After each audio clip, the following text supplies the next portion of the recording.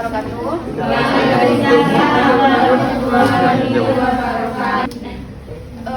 Pertama sekali saya ucapkan terima kasih kepada teman-teman semuanya yang telah meluangkan waktu untuk dapat hadir pada presentasi hari ini. Kami dari kelompok 3 dengan saya Novi Deswitayeri. Saya Reza Dovina. Definisi amarah itu sendiri merupakan suatu karakter manusia yang dapat menimbulkan hal yang buruk. Kemarahan dapat menyebabkan beberapa pelanggaran dan kehancuran bagi orang lain. Sehingga manajemen kemarahan adalah strategi untuk mengendalikan dan mengelola emosi kemarahan dengan cara yang sehat. Tujuan adalah untuk mencegah kemarahan berubah menjadi kekerasan, kerusakan, ataupun hubungan yang rusak. Di sini kami memaparkan juga mengenai definisi dalam ajaran agama yang saya anut, yaitu dalam agama Islam, marah adalah suatu sikap yang hendak dikendalikan.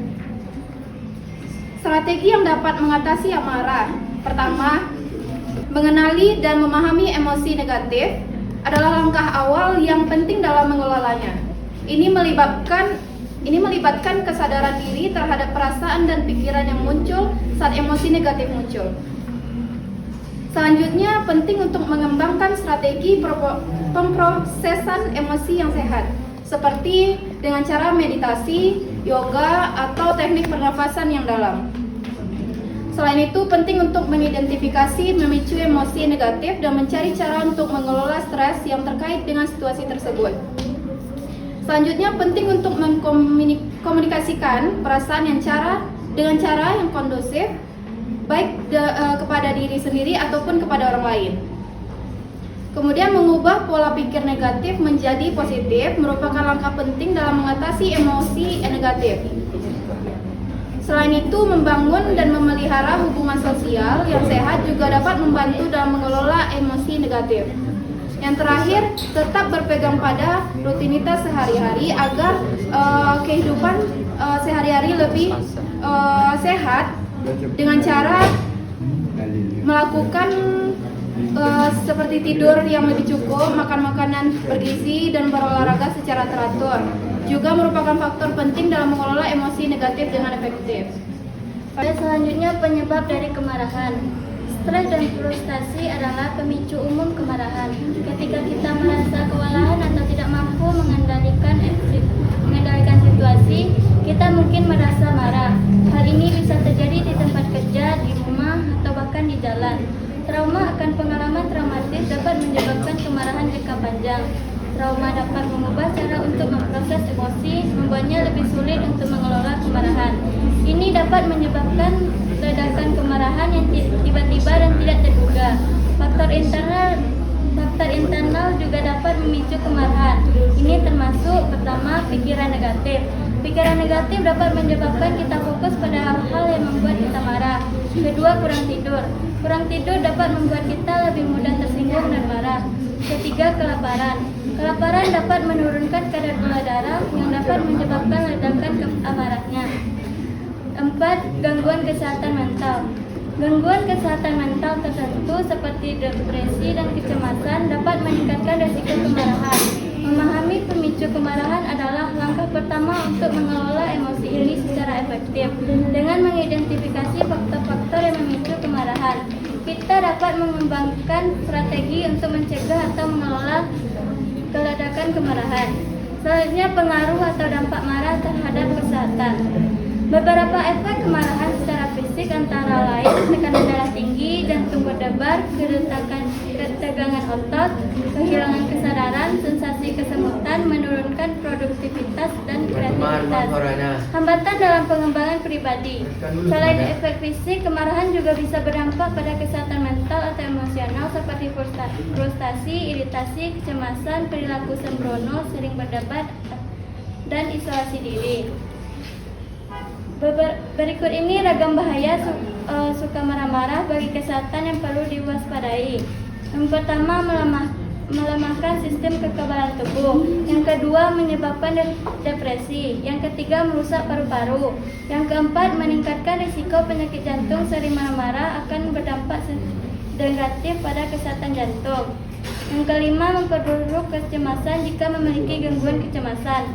Keenam, meningkatkan risiko stroke. Kondisi ini terjadi akibat bekuan darah ke otak atau pendarahan di dalam otak naik lebih tinggi setelah ledakan naik. Terus kesimpulan dari materi kami ini adalah marah bagi setiap orang adalah hal lumrah, di mana tingkat kemarahan itu berbeda-beda. Ada yang cepat marah tapi cepat redanya, ada yang cepat marah tapi lambat redanya. Ada juga yang lambat marahnya tapi lambat redanya, dan ada juga yang lambat marah tapi cepat redanya. Dan inilah tingkatan yang terbaik, karena orang dengan tingkatan ini akan sangat mudah bergaul dengan masyarakat. Bahkan tempat yang baru ia singgahi, marah sangat berpengaruh pada tubuh, lisan, dan hati. Karena orang yang marah akan mudah untuk berbuat atau berbicara kasar, dendam, mudah diadu domba, dan lainnya. Marah juga sangat berpengaruh terhadap kesehatan fisik, di mana orang yang marah akan memerah wajahnya, darah tidak teratur sehingga terjadi kelebihan darah dalam pembuluh darah. Inilah salah satu faktor resiko orang terkena hipertensi, adalah salah satu penyakit yang menjadi faktor resiko terhadap penyakit-penyakit lain seperti jantung, ginjal, stroke, dan lainnya. Marah juga dapat dibagi menjadi dua tingkatan, yaitu marah terkendali dan marah tak terkendali.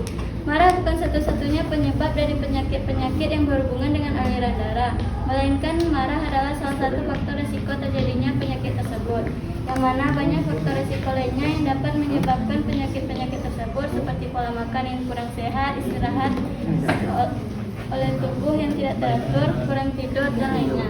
Saya kembalikan kepada moderator. Saya buka sesi pertanyaan. Warahmatullahi wabarakatuh. Waalaikumsalam warahmatullahi wabarakatuh. Perkenalkan, nama saya Syafri Rizky. Saya dari kelompok 14. Saya akan memberikan pertanyaan kepada kelompok penyaji mengenai bagaimana cara mengelola kemarahan tanpa melampiaskannya kepada orang lain, dan apakah ada terapi yang bisa membantu dalam mengontrol kemarahan. Assalamualaikum warahmatullahi wabarakatuh. Perkenalkan, nama saya Tasya Susanti. Saya ingin bertanya, bagaimana caranya meredakan amarah menurut pendapat kalian sendiri dan berikan contohnya. Terima kasih. Terima kasih atas pertanyaannya Yesi dari kelompok 14. Dari pertanyaan bagaimana cara mengelola kemarahan tanpa melampiaskan kepada orang lain, dan apa ada terapi yang bisa mengatasi amarah tersebut.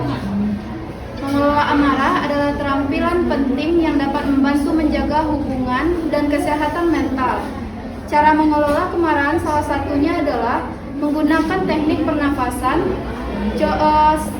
Kedua, mengambil jeda, memungkinkan mengambil waktu sejenak untuk menjauh dari situasi yang membuat Anda marah. Yang keempat, mengekspresikan perasaan secara konstruktif.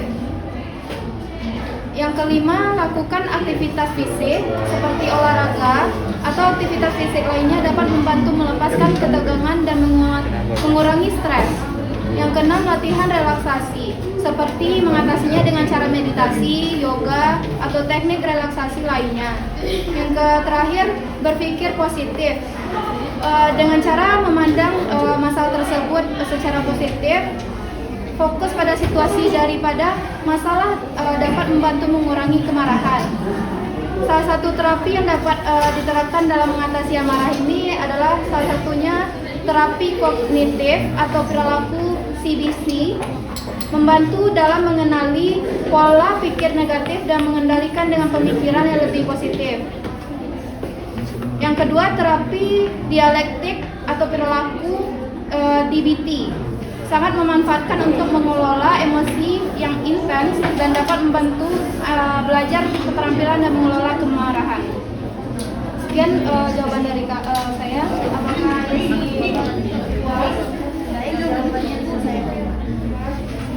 Pertanyaan dari Tasya, kelompok 11. Pertanyaannya, bagaimana cara mengatasi amarah menurut pendapat kalian sendiri dan berikan contohnya. Yang pertama itu mengidentifikasi pemicu. Contohnya, jika Anda merasa marah setiap kali teman terlambat, cobalah untuk mengenali perasaan itu dan berpikir tentang bagaimana Anda dapat menghadapinya.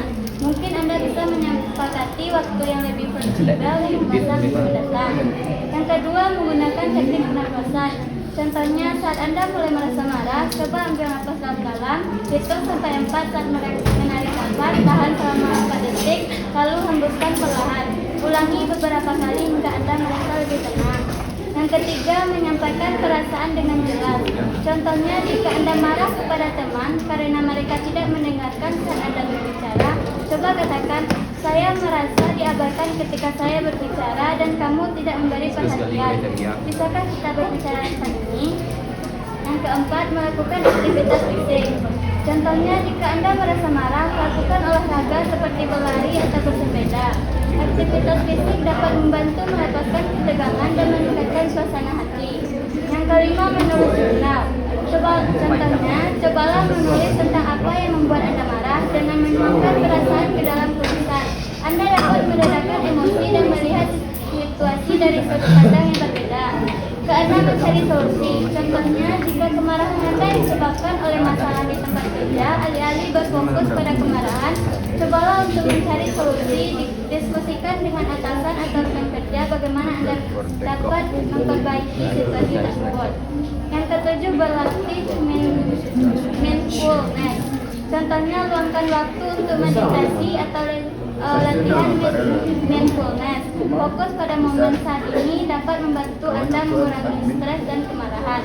Yang terakhir, berkonsultasi dengan profesional. Contohnya, jika Anda merasa kesulitan mengelola kemarahan sendiri, pertimbangkan untuk berbicara dengan seorang konselor atau terapis. Mereka dapat membantu Anda memahami dan mengatasi emosi Anda dengan cara yang sehat. Baiklah, begitu jawaban dari saya. Apakah yang luar? Mohon maaf jika ada kesalahan. Assalamualaikum warahmatullahi wabarakatuh.